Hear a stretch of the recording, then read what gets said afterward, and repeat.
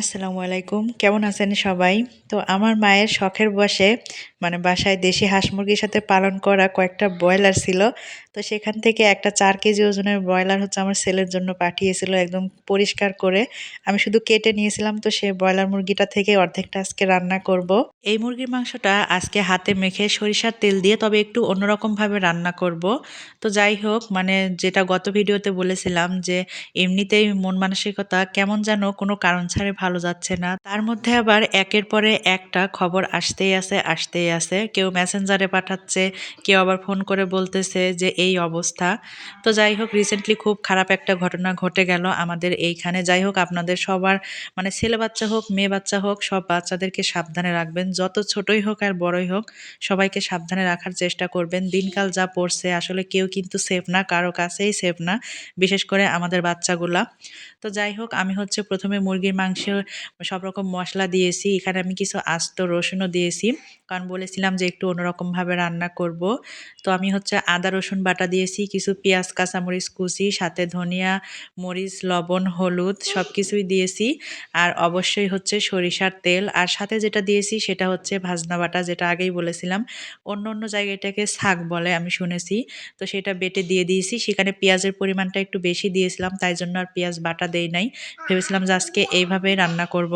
আর হচ্ছে সরিষার তেলের যে ব্যাপারটা, আসলে এখন হচ্ছে আমরা সরিষার তেল খাওয়া শুরু করেছি। ওখানে কিন্তু শুধু সরিষার তেল নাই, মানে সয়াবিনের তেলও আছে কিন্তু অল্প পরিমাণে, তবে সরিষার তেল একটু বেশি করে মিক্স করা। আর এই সরিষার তেলটা কিন্তু আমাদের বাসাতেই মানে ভাঙানো আর কি।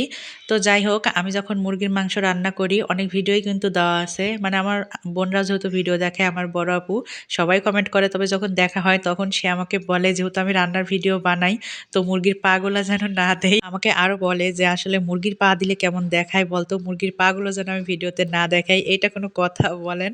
আমি বললাম যে আসলে মুরগির পা কিন্তু সবাই খায়, আর মুরগির পা খেতে অনেক অনেক বেশি ভালো লাগে। একটা মুরগির ২টা পা না হয় যদি ৪টা পা থাকতো তবে বেশি ভালো হতো, কারণ সবাই মুরগির পা খেতে পছন্দ করে। আর আমি আর রামিমের বাবা তো বাসায় মুরগির পা নিয়ে কাড়াকাড়ি শুরু হয়ে যায়। ও মাঝে মধ্যে ২টাই খেয়ে ফেলে, আমাকে দিতে চায় না। আমি রান্না করার সময় মাঝে মধ্যে একটা খেয়ে ফেলি, মানে ভাগেরটা আর কি। মুরগির মাংসটা আমি কোনো রকম পানি ছাড়াই কষিয়ে নেব, মানে মাংস থেকে যে পানি বের হবে সেটা দিয়ে। এদিকে গরম পানি বসিয়েছি, ফ্লাক্সে রেখে দেবো। রামিমের দাদু আর রামিম হচ্ছে গরম পানি আর ঠান্ডা পানি মিক্স করে করে খায়। তো এই যে অনেকটা পানি কিন্তু বের হয়েছে মাংস থেকে। আর যেহেতু অনেক বড় মুরগি, মানে ৪ কেজি বা তার উপরেই হবে, যেহেতু মাপ দেওয়া হয় নাই আর কি, অনেকদিন আগে মাপ দেওয়া হয়েছিল, সেই অনুযায়ী মাপটা এখন বলা। তো মুরগির মাংস থেকে যে পানি বের হয়েছে এটা দিয়েই একদম আস্তে আস্তে মুরগির মাংসটাকে ভালোভাবে কষিয়ে নেব। মাংসটা কিন্তু আমার কষানো হয়ে গেছে, আর কষানোর পরে মাংসের যে কালারটা আসছে, সাথে কিন্তু আস্ত রসুনের জন্য ফ্লেভারটা আরো অনেক বেশি ভালো পাওয়া যাচ্ছে। তো কয়েকটা কষানো মাংস তুলে নেব।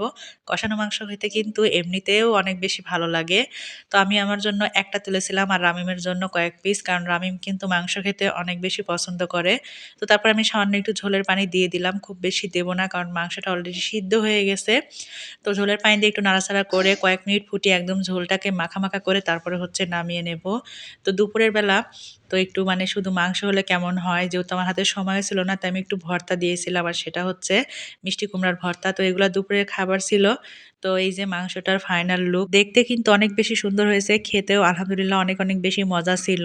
তো কেমন লাগলো ভিডিওটা অবশ্যই কিন্তু কমেন্ট করে জানাবেন। আর কেউ যদি এইভাবে আস্ত রসুন দিয়ে হাতে মেখে সরিষার তেল দেয় আর কি, যদি ব্রয়লার মুরগির মাংস না খেয়ে থাকেন অবশ্যই একবার ট্রাই করে দেখবেন। কেমন লাগলো অবশ্যই কিন্তু কমেন্ট করে জানাবেন।